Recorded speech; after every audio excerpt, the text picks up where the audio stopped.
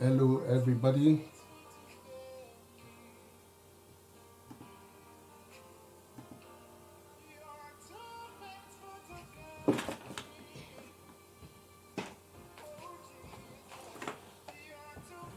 Good evening, good evening, good evening. Yeah, let's have our intro.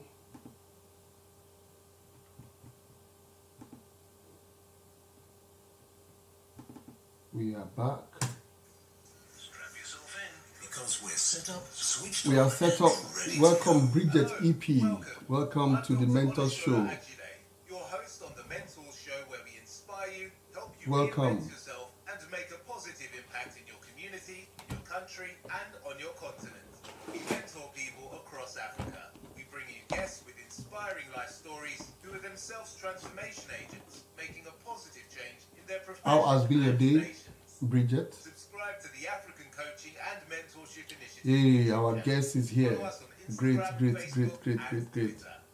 Excellent. Welcome, ladies and gentlemen, to the Mentors Show. It's going to be a great one tonight. Our guest is already in the house. Wow. Bridget, where are you joining us from?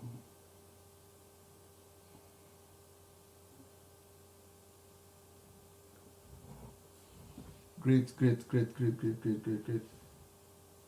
It's going to be a great one tonight.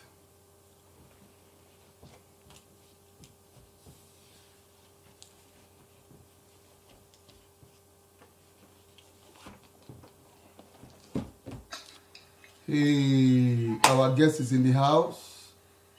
Great one. Let's have our drum roll. How are you? Great. Wow, it's a great one tonight. Yeah. Welcome. Thank you for inviting me. No, it's a privilege having you on the show. Where you are, it's okay. The light is okay. Excellent. Okay, Bridget, you are from Benin. Okay, welcome to the Mentor Show. Yeah, welcome. Ladies and gentlemen, welcome to the Mentor Show. I'm your host on this show, Dr. Olushola Ajide, and on this show we inspire you. On this show we help you reinvent yourself, break down every limiting belief. On this show we help you to teach you tips and tricks that can help you to make positive impact in your community, in your country, and on your continent. I will bring you guests who are trailblazers, who are expressions, visual aids of people making significant impact in their community, in their country, and on their continent. And tonight, it's a great privilege again. We have in the house today ourselves, the tribal-in-chief herself, Imaloyi Iruebe. Dr. Imalo, even though she has a Juris Doctor, she doesn't want that, but it cannot be hidden. By the time she begins to talk now, it will come out. All the epistemology, everything will come out very soon. But let's keep that, by the way. Tonight we have Imaloyi Iruebe Esquire in the house tonight. She is a person of many parts. She is a social entrepreneur. She is a lawyer. She is a social activist. She's a gender activist. She's a person that helps empower women, breaking them away from all the traditional chains which society has been able to put around women. And based on the work she's done, she's been able to help women in across Africa. She's able to help women in the United States of America. She's still helping women even in Nigeria and all other continents in Africa.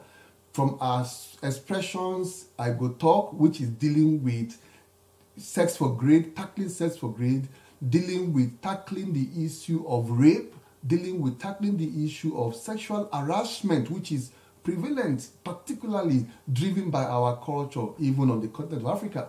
Tonight is a privilege for us to have her on this show to help unpack some of our various projects and tell us how you too, as our audience tonight, can make positive impact like she is doing on the continent of Africa and across the globe. Welcome. Imaloyi Irebe. Every time I want to put the DR, which you asked me to remove, it's I'm forcing myself, restricting myself. Thank you, Dr. Yeah. Olushola. Yeah. Nice to be on here. Yeah, welcome, welcome.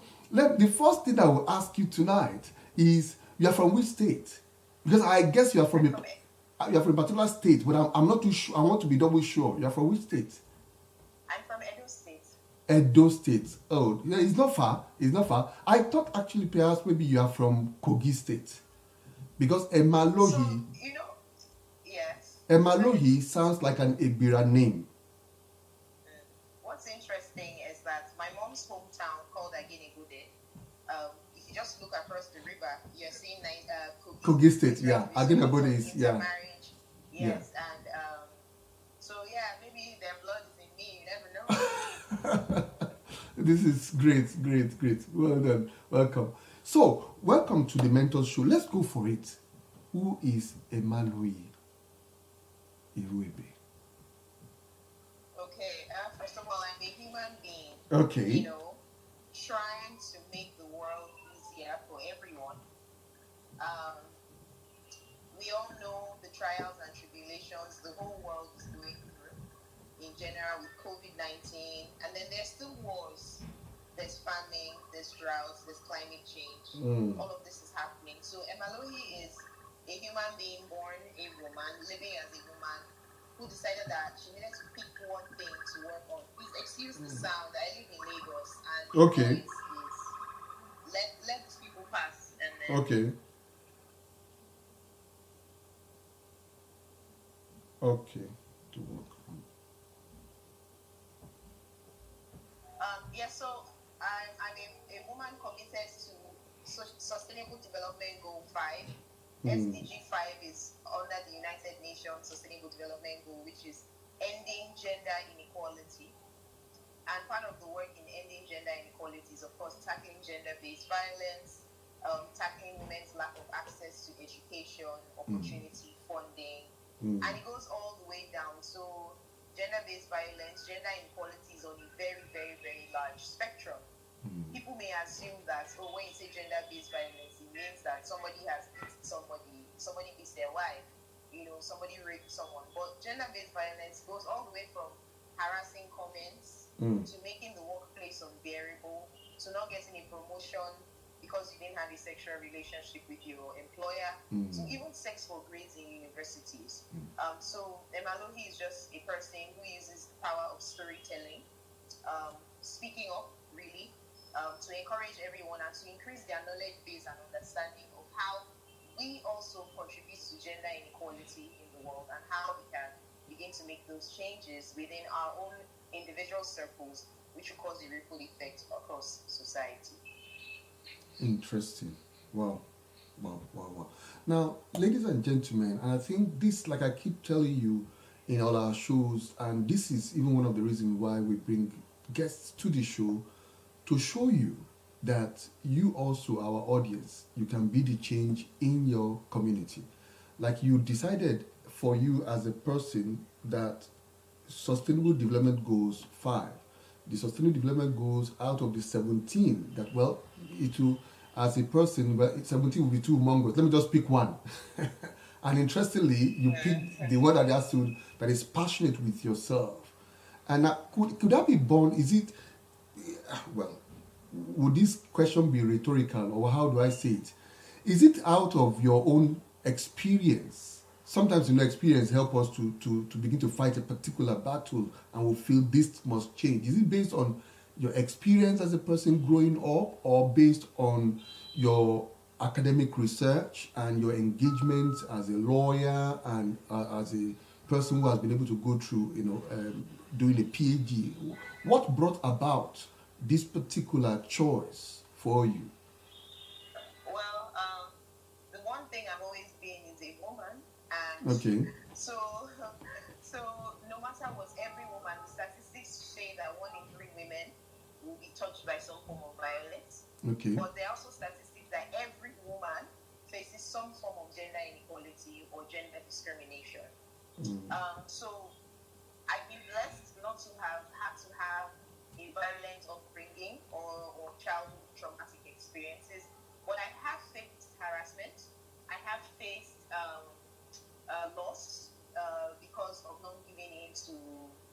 social advances. And also, as a woman who grew up in Nigeria, who's traveled all around the world, I recognize my own privilege, but I also see the plight of other women. And in picking a goal and walking in your purpose, it just came natural to me that the work I would do would be to advocate for women. And that is why I want to. And it all started out actually as a child. I wanted to be a lawyer, a human rights activist. I was very, very inspired by Wole Soyinka. And I joined Amnesty International at age 11. I think I was in junior secondary school. And the reason why I joined was because at the time, Kensa Ruliwa and the 8 other Ugoni activists were on trial. And just learning and hearing about the injustice and how everything was really sparked my interest in civil rights and human rights. And as I've grown up and progressed, I noticed that the most relevant one to me in my life and the one place that I have experienced is in being a woman. And so firsthand, I've experienced harassment, I've experienced all the things that I say, you know what's important to make the world better for me? Because if women have a better chance in the whole world is going to be better in general. You can't live in a society where half of the society is marginalized. That society is sick and will not progress. Wow. Interesting. Now, ladies and gentlemen, if you are watching this program now or you are watching a repeat broadcast of this particular program, the same thing applies to you that, like we keep saying, you could, out of your own experience, tackle and choose a particular problem you want to solve on earth. We keep saying everyone is born for a purpose. There's a why, there's a reason why you are on earth. And you're not just a statistic, you're not just a number, and that's the reason why there's a need for you to, out of more than just, oh, I want to go to work, I want to make salary, I want to get married, I want to get children, I want to, there must be something you are passionate about in solving out of all the problems that is on earth. And I think that is our guest tonight is making that very clear and very, very direct and straight, spot on. So is that now let's go back.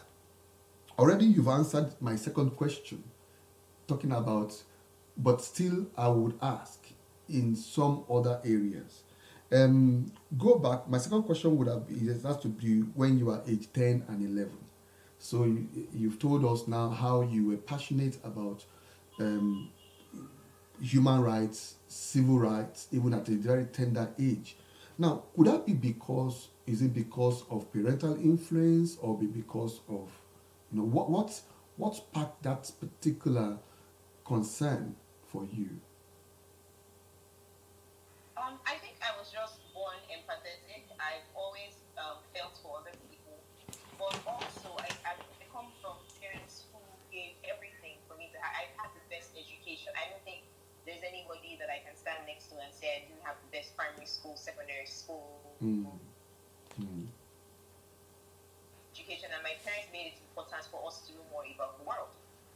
Also, my parents were very much involved in community service through their church. My mom ran a Christian bookstore for many years, still have a timely death in 2017, and I miss her every day. Her life was an example. And so did my father. They served in the church as deacons and deaconesses. She ran the volunteer bookstore where she gave counseling. And we grew up with a lot of people living in our house, and they were all treated fairly. And you would understand that, hey, why would someone have to leave their own family to come and live with someone else? Circumstances. So I learned compassion at an early age.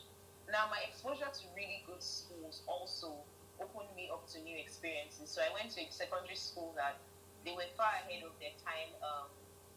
And that is why we had clubs like Amnesty International, Social Workers Club, Social Welfare Club. So all of these things, they were already introducing us at a young age that, yes, you are privileged, but there are others that don't have what you have, and you can fight for them. You can make a difference, even if it's that you wrote a letter to say, hey, release this person, or you wrote a letter to say, this is not fair that this happened. And so that is really where it came from, the understanding that life tends to be unequal, And that is also why we should not think someone's race. Everyone has a different timeline. Everyone has a different path. But so someone that you think is your peer may be at stage 11 or whatever, and you feel, oh wow, I'm still at stage 7. But life is not a linear path. And so once we understand that, because life is different for everyone, it's good to stand and understand your own purpose and walk in what you're doing. So where is this pinching you? That is where your purpose is. That's where you work.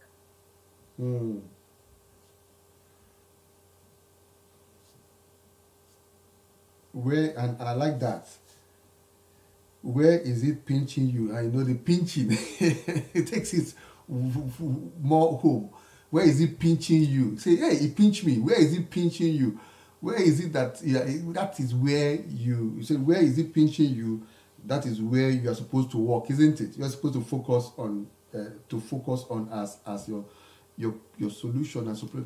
Now, looking at having wanted to study law and try to see, okay, it would be nice to look at the issue of human rights.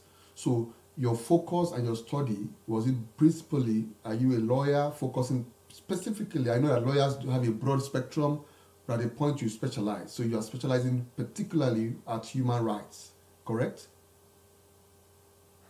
No, actually, I didn't specialize in human rights. I think the working for people's rights just happened to come. I focused on public service. Okay, public service. Okay.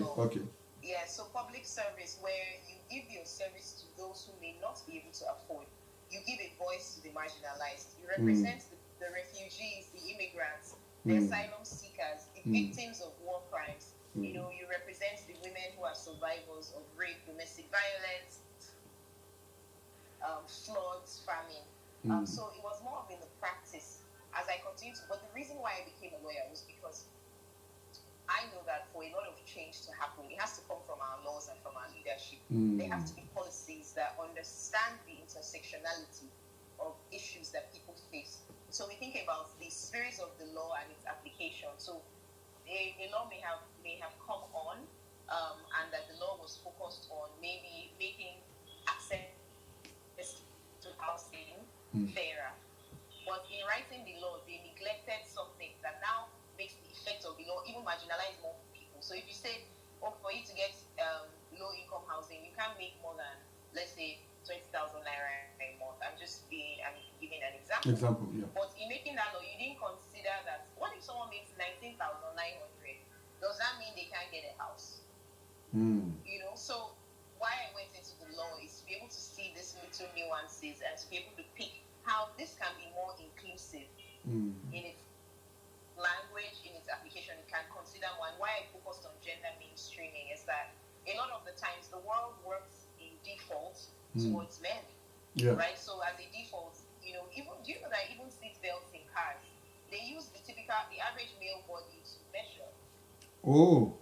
Yeah, I mean, there's so many things. So the more we talk about women and focus on, hey, let's give women more opportunities, more chance. Let's consider them when we're making laws. Let's consider them when we're saying, this is the way it should go. So if you say, for you to get this job, you have to be ABC, but those ABC are things that women are not, then you inadvertently have already excluded them. Yeah. But if you put an intersectional lens to it and say, okay, yeah, this is the goal I'm going for, but how do I make sure I don't exclude more than 50% of the population? And that's really why I went into law, to understand how these policies and laws come up and advise the government. And when you know the law, then you can maneuver around it. So if the law says, well, you did ABC, but if you know deeper into law, you say, well, the reason why this was this, you have better ways to advocate for the people you're trying to help. Yeah.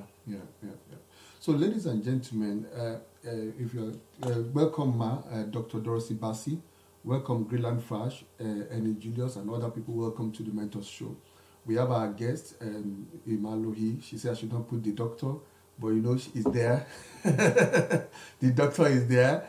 Imalohi Ribi, who is unpacking experience and how she was able to come up to this aspect of being a voice to the voiceless, focusing on the Sustainable Development Goal number 5 about removing all the barriers that affect the female folk.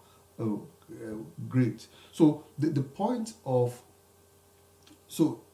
that aspect of public service. Now, let me ask this question. I didn't plan to ask this question before, but as you were talking, it came up in my mind. In the future, do you see a future for yourself in politics? And I've never asked this question of other people before, but as you were talking, it's as if I was listening to a senator speaking or a House of Rep member. Well, from your mouth to God's ears. So in the last few years, I've been thinking more about how the reach of my work can have a broader impact, and I've been on a media push, like teaching everyone, increasing everyone's knowledge base, because what I want people to understand is that it's not women versus men to end gender inequality. It is not an adversarial. In fact, we want to work with men more, because if they understand more, then they would fight better with women and for women. So political office, I don't know, because that's another kind of worms. I don't know if I'm equipped for that. But it would be great to be an advisor on gender mainstreaming to the state government and maybe the federal government. And I know that, for example, in Lagos State where I live, they're really interested in making Lagos safer for women. So Lagos State government is doing a lot of work to make public transportation safer. They have created a domestic violence and sexual response team with numbers you can call immediately if you have faced harassment, assault, child molestation, all kinds of things. So my life is committed to this purpose. And if part of reaching the purpose to end gender inequality involves being political office, I am not opposed to it. Excellent. And at that point of being able of creating a broader reach or a broader spectrum of what you're doing, there are other things apart from what you're doing now about providing. Let me not say what you're doing. Let me not, for our audience, let me allow you to itemize what you are doing, because I'm assuming I want to be carrying our audience away, but there's a need for you to itemize the things you are doing, even though I mentioned it at the introduction. Can you please tell us, so how are you, for example, using the co-working space and all, etc., etc.? So what are the things actually you are doing, which will lead me to my next question after you respond? Okay, so I opened up Tribe XX Lab on International Women's Day, which is March 8th in 2018. And it was really as a response to some of the challenges I faced when I moved back to Nigeria suddenly. I knew that I wanted to work on my own, and it was really hard to find a space where I wasn't harassed and people were talking to me. But also, I now found out that women need a male chaperone to rent somewhere in Nigeria. So, especially if you're a single woman, they will not rent. You need a man to go with you. Yes, you do. Is it a law? It is a cultural thing. So if you Google it, the BBC did so many articles and research on this thing that landlords refuse to rent to single women. Wow. So if it's residential, they assume that I prostitute. Now why are you not under any man? Wow. And if it's office, it's like you can't afford it. But then the second thing was that in Lagos, you are expected to pay the full year's rent up front. That's a lot of money. So imagine, like, let's say the average office space is $1,000 a month. You want to rent that in Lagos, that means you have to pay $12,000. Then you have to pay a 10% agency fee, then another 10% legal fee. Wow. That is really restrictive financial-wise for young people. So, of course, I had to get a man's help. I used my family members, my father and my uncles helped me to rent a big space, which I divvied up to be a shared workspace, because I was like, if a woman like me, moving back from New York, with more access than the average, will face this kind of discrimination, then there may be other girls like me. There will be other women like me. And so that is how that space became about. And the shared space is really to help female business owners and female-led enterprises and people who support women. So it's not that men cannot come into this space. So if you're a man and your business is something that would help and enable women, by all means, you're welcome. a way to create a community where people share ideas, share their network, ask each other for advice, and relax. So we're focused on mental wellness, balance. So we used to have free community yoga, free breathing exercises, meditation, in addition to workshops and trainings in the co-working space. Now, in the course of our work, a lot of young students from the University of Lagos used to come into our space, come for our events and our workshops, because we used to have something called X Talks, where we talk about different matters that affect women, but not the same kind of stereotypical matters, right? We go into nuance, into nitty-gritty, and we have people come and share their experiences. And from there, we realized that young women are really facing this problem with sex for grades in university. But I didn't even think of doing anything about it. Then the BBC documentary Sex for Grades came out in November 2019. And just seeing that stark reality gingered me to be like, what can I do about this? And so I conceptualized the social movement and empowerment project called Ibu Talk. And you can find out more about it on ibutalknow.com. We also have an Instagram page. And basically what it was, we applied for funding and received funding. And the idea was, let students know that you people should be talking. If a professor says to you, I'm not going to give you a paper, I'm not going to mark your paper unless you sleep with me, don't keep it a secret. Say it out, because once one person talks, other people feel more empowered. So that's the project we're running. And we've run town halls with university students. We've partnered with other organizations working in this area. And our sister organization, Gender Mobile Initiative, have actually developed and will be launching an app called Campus Pal, which makes reporting sex for grades anonymous.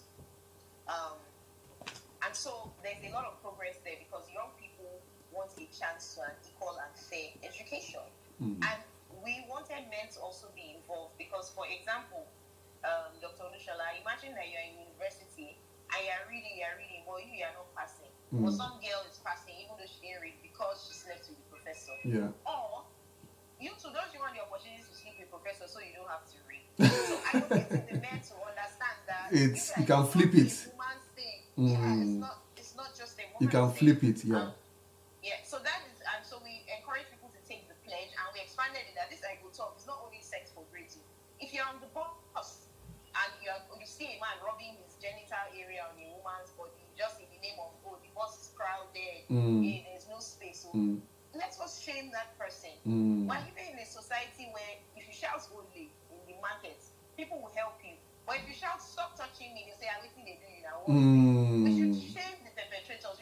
Perpetrators should not feel safe that nobody will say anything. And a lot of progress has happened with sex assault. With the Nigerian Senate has passed a law prohibiting sex for grades, and a lot of professors were against this bill. But this bill basically just said professors and students cannot have a relationship, because they can never be real informed consent. As long as there's a power dynamic, this is your professor. How can your professor be asking you out if people say you're in love? How really? Are you really in love, or are you afraid? And so these teaching people about power dynamics, teaching people about why it is important for men, women, everyone to be involved in ending all of these inequalities is the work that I do. Interesting. Wow. Why are professors, what's their problem? Why are professors against the bill? Are they not married? Help me ask them. What concerns them? Then, so if you went to some of the proceedings, some of them were saying, oh, students will use this as a way to do false accusation. But we all know in statistics that false accusations are less than 1% globally. Globally, there's no woman. It's less than 1% of women that make false rape accusations. If it is false rape, then it puts the professor in a place whereby to ensure he keep his place neat and safe, that you will not be exposing yourself. If you don't have a skeleton in your cupboard, you should not be you should not be afraid that somebody is shouting. Exactly, because how would they falsely accuse you if you did not send a photo of your genitals? If you see some of the, so we had an exhibition where we got people to show the things that their professors have said for sex for grades. Some professors will send picture of their genitals. Wow. Come and do this to me. Or professors will say, let me see a picture of you. Or if you watch the BBC Sex for Grades documentary, it was an undercover investigation Yeah, I think I did. I watched it. Yeah. You'll be disgusted. There are people that professors that are also pastors. Pastors, yeah, the pastor, doctor, Trying yeah. to lure a 17-year-old. Come on, this is really unfair and very bad. And in fact, there's a scene in the documentary that made me so sad. In that scene, he's telling the 17-year-old girl, come here, lock that door, put off the lights, I will kiss you. And then she's like, sorry, fear. He now said, I will report you to your mom. So we're living in a country that you are oppressing because you are older, you're oppressing because you are a professor. And we live in a society that young people they are not listening to. Is always respect your elders. And that's also another barrier. You are telling me you report me to my mother because I don't want to do it. Can you imagine the impunity? Oh, but guess what? He's still working. They didn't sack him. He's still working there. Yeah. As of last year, because we had some Unilag students who work with us and volunteer with us on the project, she was like, I just saw the man, he's still here in Unilag, nothing happened to him. And so some of the work we're doing is helping these universities develop anti-sexual harassment policies and how to enforce it, right? So our partner organization has gotten 103 tertiary institutions in Nigeria on board. And in Nigeria, there are about 300. So tertiary includes uni, poly, all of that stuff. And they are interested in saying, you know what, this is actually reducing the dignity of degree. Because if people believe that someone came out with a first class, she's a woman, what if it was sex for grades? So that means she's not competent. So they're coming on board to understand that, yeah, we should really, really stop this menace. It's affecting the, yeah. Yes. And I hope that with the work we're doing and the work that a lot of other organizations are doing, specifically in this sex for grades area, that it will yield fruits and results, and that women and men will have equal access and better access to education. Wow. This is quite a great feat there, because, and it's very interesting, and this in my family, my wife and I, she's passionate and she also have concern, and she work and think what she does, plan to do, and all the things she's been thinking is about concern for women, empowerment for women, catering for women, and ensuring that women, particularly some of the issue we have mentioned, the cultural, and you see me in the teaser, and even I mentioned it during the cultural shackles, the cultural chains that have been used to hold the female folk separate. There's a need to break those things. There's a need for this kind of work to continue. There's a need for this kind of work to be more everywhere, to become everywhere, and to be able to push. So now the question I wanted to ask earlier was, which we are, as Africa Coaching and Mentorship Initiative, we are open for. Do you have a think tank? Because that's one of the things. If you're not going to go into policy, if you're not going to go first into politics for now, of course, there could be the issue of having a think tank, a group of people who are academics, looking at these things from the academic perspective and producing white paper, documentations that are cutting edge, as it were. So do you have a group of them? Because we are willing to partner with you on that. We are willing to partner with you on that, and to be able to at least spend time to be able to form a think tank that can be addressing these issues from the producing documents and producing policies, as it were. I don't know. So do you have anything like that? So, we don't have a think tank. It is something we have considered. But there's a model that we have, which is XX Talks, which is where we bring at least 4 to 5 relatable women to have broad conversations.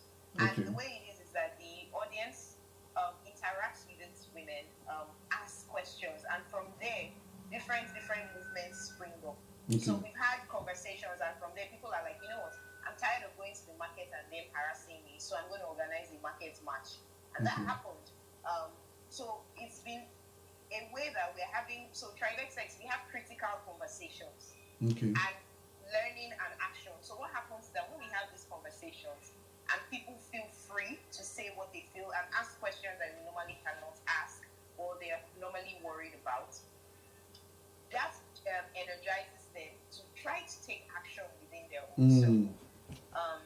The reason why we have not really worked to establish a think tank is because I also find that academic stuff is alienating. You're not getting to the grassroots or to the lay person. You're actually kind of just talking to other people that are also in the academic sphere who may not necessarily be translating it into action. Okay. So, however, when you involve your targets, you involve your stakeholders in what are the issues that you're facing, how do you think we can make a change? And you learn from. So I believe that learning is constant. Even a newborn baby can teach me something. And so instead of having the think tank, we're having these critical conversations that energizes people on their own to have small movements. And I believe that little fires are very, very effective. But yes, I am interested and open to having a type of think tank with your organization, but that is more bite-sized and accessible to our stakeholders. Yeah. It's quite interesting the point you are making, and I for even though you are trying to from your own, and I can get your points. I get your passion because, interesting enough, my research is on corporate social responsibility, community engagement. So, most of what I do also is dealing with people who are people in the community who are the recipients or people who are suffering issues, impact of policies, and in which you are more concerned and more, there's that affinity to say, okay, how do we get this thing done for this particular person, than the high sounding. And it's very interesting the way you are going about it, to say, okay, instead of going about it with the way of the academia, let's go to the something. But I don't see a dichotomy in both. I see both together because of your professional experience and your academic experience is the academia. And if you want to change policy, what you said initially, your dream and your plan initially is you went to study law to want to change policy. You went to study law to understand the nuances, to understand the spirit behind the law, and to know how the law has left out some people, even in the process of law being made. So it therefore means that it needs to be coupled. The issue of dealing with the people at the grassroots, which you're already having access to with the lab and everything you're doing, and also at the same time the policy aspects, the think tank aspect, informing government policy, like the law which was made. I don't know, did you have any representation in that law? No, so the law was already in the works before I began my project. Okay. The law came to fulfillment in the course of our project. Okay. But we had people go to listen to the debates. You know, it's open to the public, so you can listen and see what's going on, and that will even help you to inform and say, okay, this is a sore point. This is what ASU cares about. So that way, because even if there is a law, the universities themselves still need to be open to working with civil society organizations. Correct. To say, yeah, okay, so there's this law. How do we implement it? How do we have this policy to make sure we don't run afoul of this law? Can you come and explain it to our whole school community? And again, I always say, there's nothing adversarial about ending injustice. So I always say to the faculty and school administration, whenever I get to talk to them or in my writings, that it's not students against faculty, never. It is all of us against a system that brings down the quality and reputation of our universities and our degrees. Correct.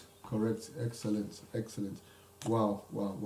Now, this show, we premise it on the issue of COVID, in which things must change. The way people do things must change. And we will look at the issue of how do people reinvent themselves? How do they break their limiting beliefs? So how will you define creativity? So for me, as a creative person, creativity is a way of life. Creativity is being solution-oriented and a way to beautify your circumstances. And so what do I mean by that? Every day, without even realizing, our lives are a creative process. So you will notice that there are people who have rituals when they wake up in the morning. Some people wake up and immediately put their feet on the floor and say, hey, it's going to be a great day.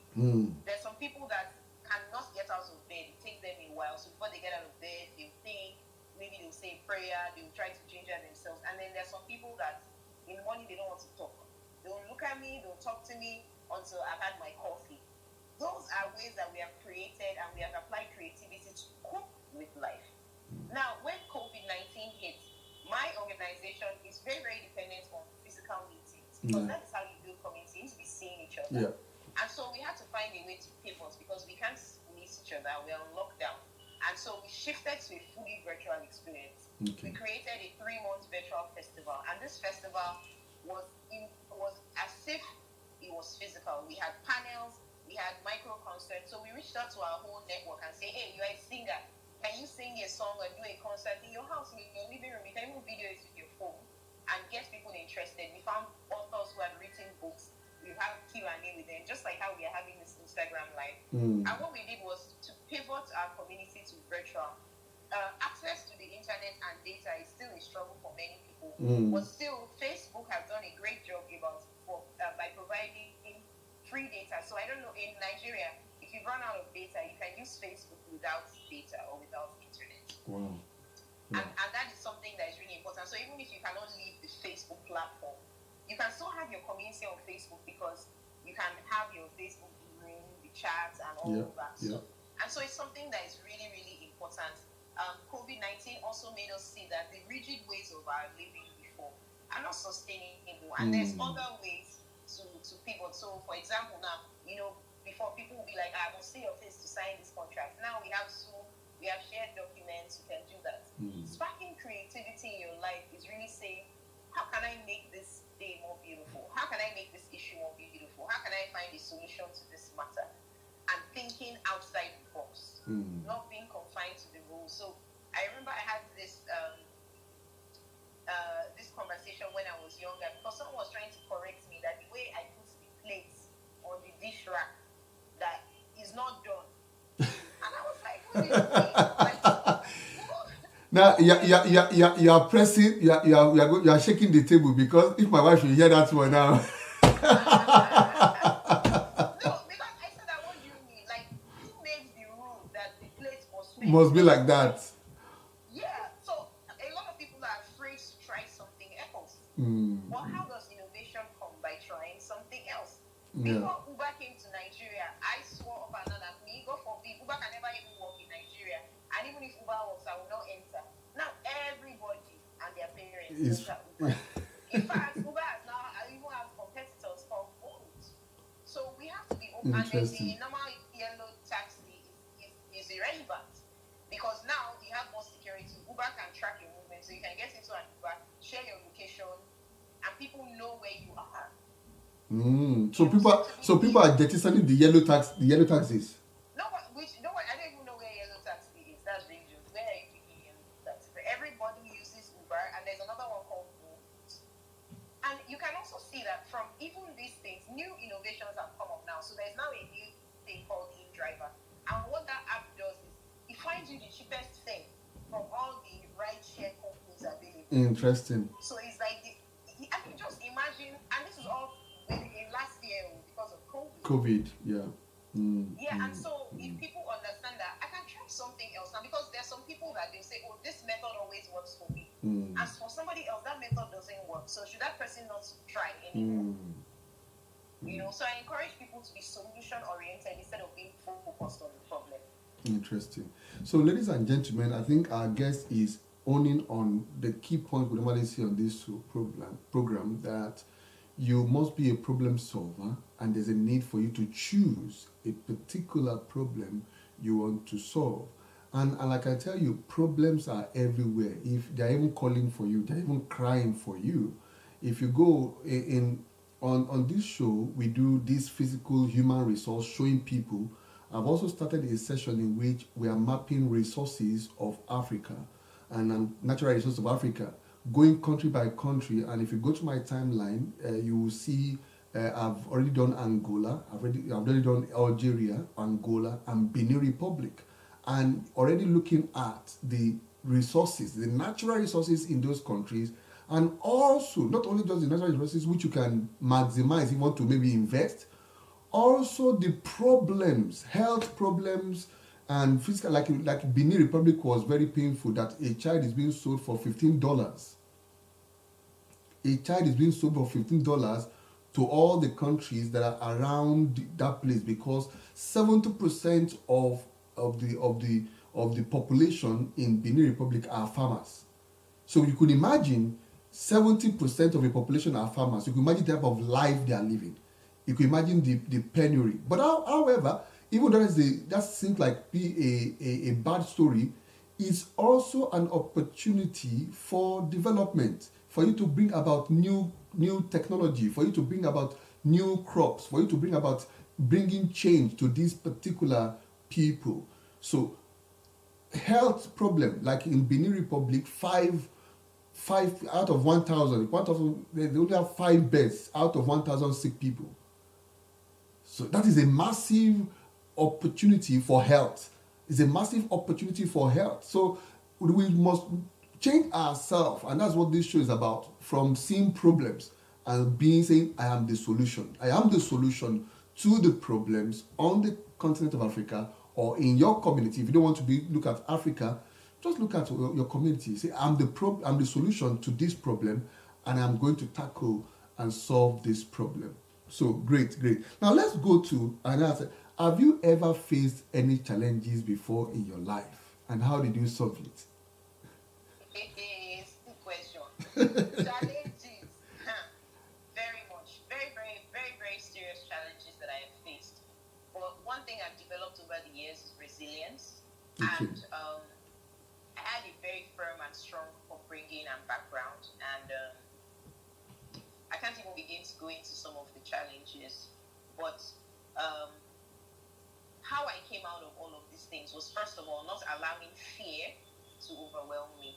Now, fear is something that magnifies whatever issue you're facing. When you are afraid, what's maybe the thing that it was a small thing that tripped you, you want to remove that, but because of fear will tell you that this is a machete. It's a machete that's inside this your leg. So because it's a machete, instead of you to be looking for a solution to remove pain, you are looking for a solution to remove matches, and that's not what it is. So the first thing was overcoming the fear and making sure that fear does not envelope me and paralyze. The second thing also was being able to tap into my resources and into my network. I'm facing this dilemma now. Okay, the challenge of getting a space for the first Tribex Expo space. It was a big challenge. And also, I don't like to be dependent on people. You notice that in human nature, anyone can turn against you at any time for any reason or no reason. Because of whatever circumstances, you never know. And so that challenge, I had to think outside the box and tap into my own resources. Okay, I have family members that are men that can help me, but how in their help can I protect myself so that tomorrow problem will not come? So that was the second thing, tapping into my resources and into my network. And the third thing was also really building solid relationships. You know, when you build relationships with people, not because you are a parasite, you're looking for what you will take from them. A relationship is give and take, right? So when you have solid relationships, by having clear communication, speaking up for what you want and desire, and working with integrity and honesty in everything that you do, really helps me overcome challenges. And sometimes, to be honest, there are some challenges that I was like, oh, I don't care. I'm not doing it again. People will not kill me. I will rest. Let this thing pass. Like sometimes just being still and saying, okay, oh, God, let me just hear what you need me to do, because this one, I can't. So that is how I really overcome challenges, being resilient, tapping into my resources, and having solid relationships. And finally, just being still sometimes, not allowing fear overcome me. No. Now, ladies and gentlemen, I think our guest has handled this aspect. And if you look at it, if you are listening to this show tonight or you are watching the replay, particularly there might be some challenges you are going through. And like you said, it might be so humongous. Something might magnify it. Fear might increase it and increase the tempo. And already you are seeing it.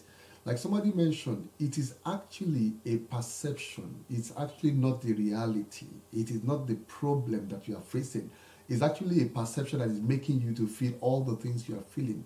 And if you look at this approach of saying, okay, it is not what it is. It is just something and it's going to be over very soon.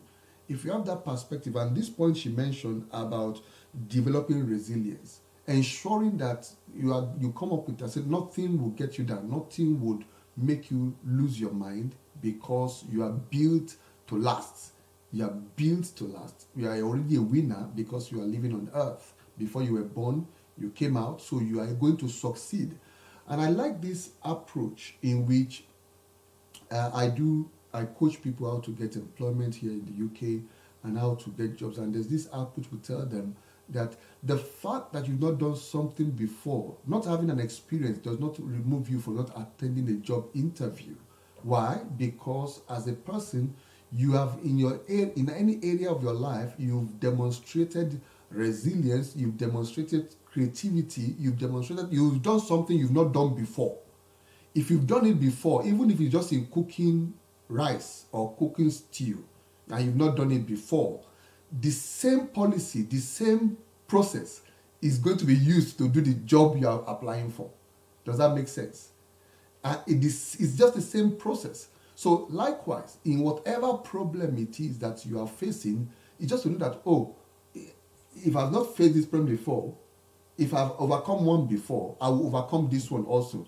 Because the same process I overcome the first one, I'm going to overcome this particular challenge that is standing in my way, and things like that. So I think that is quite very interesting. Now, I think you might have alluded to it earlier, which is my normal question I normally ask people about.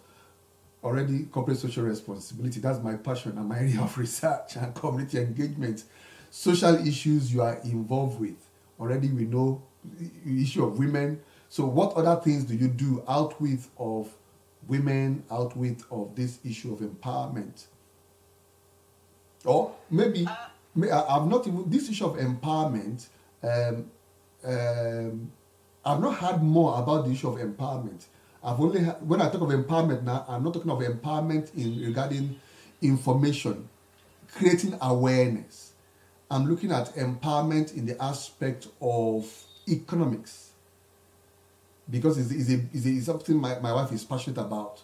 Economics, empowerment in the area of economics, in way to say that women need to be able to stand alone, not necessarily because they are married to somebody, or not necessarily because they are linked to somebody, but they are economically stable to take care of themselves and to do things for themselves. So TribeXX on its own makes access to a professional office very, very cheap and accessible. Okay. And that is the way we empower men in an economic way. But the second thing is that with our workshops and trainings, we connect people to the resources that can help them. Okay. I believe firmly in having an area of focus that has a ripple effect. Okay. And really our knowledge building empowerment is really where we focus on, because now if we point to you that, hey, go to this place, this is where they are sharing money. We may not show you how to count the money, but we told you where it is. And when you get there, those other people, they are focused on teaching you how to access it. So that is how we give women economic empowerment. The second thing is that we have an in-house store. And a lot of women have businesses, small businesses. A lot of women make natural products, books. So we let them stock their products in our store, which is in a prime location, at no cost to them or at a nominal percentage, depending on the price point of their product. So that is the other way. So for example, now, again, to rent a shop, to rent office, you have to pay 1 year's rent. But if you come into TribeXX and say, I have this product, we vet it, it's a product that is properly made, is not promoting anything we consider a vice. So let's say if you're selling, we have these journals that this young student makes with Ankara, and journals are 1,000 naira. So why would we now take 300 naira from your 1,000 naira? We allow you to put it on the shelf at no cost to you. Yeah. So that is another way where we are making a difference in the life of small business entrepreneurs, because now you're in prime location. Everyone who comes in TribeXX Lab sees your product. You are able to say, my product is inside TribeXX Lab. Your own network will mingle with our own network, and then there is a ripple effect. Interesting. Wow. It's been a great one tonight, It's looking at, it's been a great one. And it's interesting that, for you, focusing and helping particularly female entrepreneurs, providing platform for them. Because if somebody is empowered economically, the person will be able to do more. And you know what it is said, that if you empower a woman, you empower a generation. If a woman has economic mainstay, she is able to, not only take care of, she will not definitely take care of herself alone, she will take care of our children, our husband, our family, our extended family, because she is economically empowered. And that, I think, is great work you are doing, helping female entrepreneurs and tackling this issue of what you can call the cultural things that need to shift, particularly when it comes to dealing with the opposite sex. In which the culture needs to change, in which we begin to have respect, for the opposite sex. Like, here in the UK, the issue of abuse, there's even now emotional abuse. People have been taken to court for emotional abuse, which in Nigeria, I don't know if they'll be able to prove it. I don't know if they'll be able to prove it. I don't know. But you see, the point is that our society needs to continue to evolve and continue to develop. I'm going to push the envelope to ensure that nobody suffers injustice because of their sex, or because of who they are, or because of where they were born, but that everybody should have access to development. Everybody should have there should be a level playing field. These are great work I think you are doing. So thank you so much for coming tonight to inspire us, to show to people. You are our visual aid to people that it's possible to make positive change. Like on the other day, Mukhtar, I met him. I was on there. I was doing. He came online like this and said his desire, and we can work with him, is to help solve the issue of teenage drug abuse. That's another problem in Nigeria. Is a massive problem again in Nigeria. So there are problems, a spot of problems everywhere. Only for people to, like we keep saying on this show, don't just look, see. Don't just look, see. See the things around, see the problems around, and see how you can release yourself to tackle a particular problem and be the solution. Thank you so much for coming on the Mentor Show tonight.